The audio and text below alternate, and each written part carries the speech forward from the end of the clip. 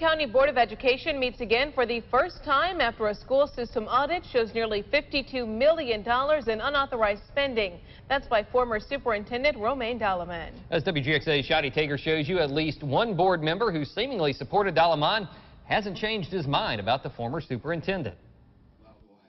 Bibb school board member Tom Hudson is defending his actions after accusations of being complicit to the unauthorized spending of nearly $52 million by former Bibb superintendent Romaine Dalaman. I resent the fact that people call it rubber stamping. We went through the parliamentary procedures.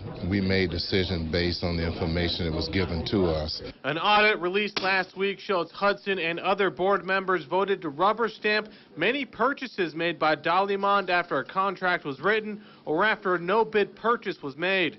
Of the 5 members who seemingly supported Dalaman's behavior, only 3 still sit on the board: Ella Carter, Wanda West, and Hudson. Carter denied a request for comment, and West left the room before WGXA was able to request an interview. Hudson deflected many questions asked of him, saying recent criticism of certain board members are only political stunts. During this election cycle, the stage has already been set. It's going to be certain people that are going to target. They're going to try to do character assassination. Staff members spoke out about Dalaman's tenure during a press conference Monday, saying they were hurt and confused when board members ultimately decided to buy out Dalaman's contract, giving him what many would call a substantial severance package. It was not a parachute.